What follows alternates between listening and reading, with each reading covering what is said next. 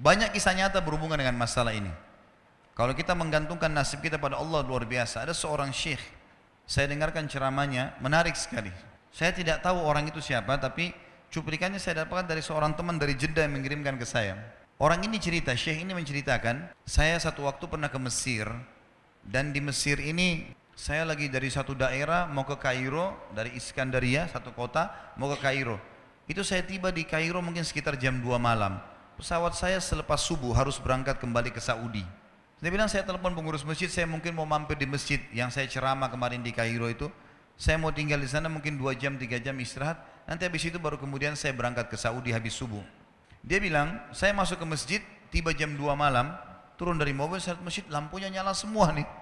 Kemudian setelah saya masuk masjid, saya temukan ada orang di mihrab, imam, lagi sujud nangis-nangis. Luar biasa, tangisannya itu kalau orang dengar membuat orang yang dengar pun mau menangis. Jadi saking luar biasa dia merengeknya sama Allah dalam sujudnya. Kata syekh ini, saya pun sambil berdoa sama Allah, ya Allah kabulkan permintaannya orang ini. Walaupun saya belum tahu apa yang diminta gitu. Dia bilang selesai dia sholat, saya dekati dia, saya bilang, Masya Allah, doa apa ini? Luar biasa ini. Doa yang diikuti dengan tangisan di sepertiga malam menjelang subuh. Allah turun ke langit bumi, dikabulkan nih. Maka dia bilang, demi Allah syekh, dia tidak tahu kalau ini orang memang ulama gitu. Istri saya sekarang lagi dirawat di rumah sakit, dan saya harus bayar 14.500 jenih atau ponnya Mesir. Saya harus bayar rumah sakit. Kalau enggak istri saya enggak bisa dioperasi. Ini sudah parah sekali. Kata syekhnya, jadi gara-gara itu kau sujud sama Allah. Dia bilang, iya, lanjutkan nangis sama Allah. Allah tidak akan menyanyiakan orang yang ikhlas minta padanya. Lanjutkan, nikmati sujudmu, pasti Allah akan berikan jalan keluar. Dia bilang, iya baik. Orang itu dia bilang kembali lagi ke mihrab, nangis lagi. Sholat sujud sama Allah, ya Allah. Dan dalam doanya begitu, ya Allah istri saya mau dibayar besok rumah sakitnya, jumlahnya sekian, saya tidak pegang uang 1 jenih pun.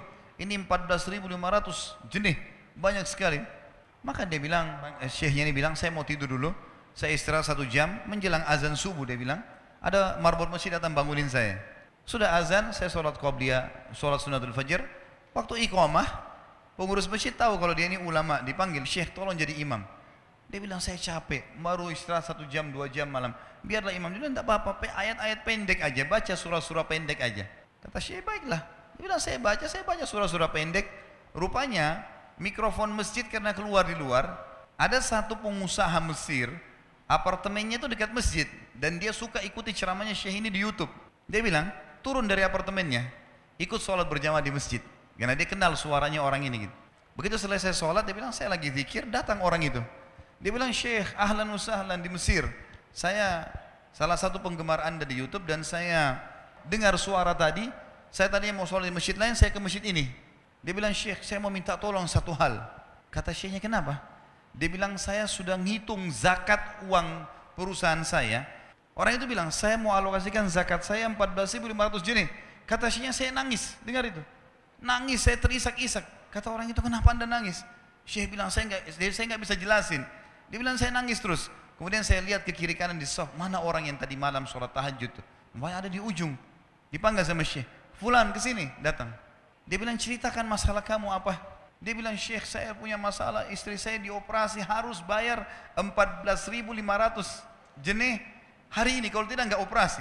Kata syekhnya, tiba-tiba si pengusaha ini nangis-nangis. Orang ini juga heran, kenapa kalian berdua menangis? Dia masih bingung, kenapa gitu. Kata syekhnya, biarin orang ini yang jelaskan. Yang punya usaha bilang apa?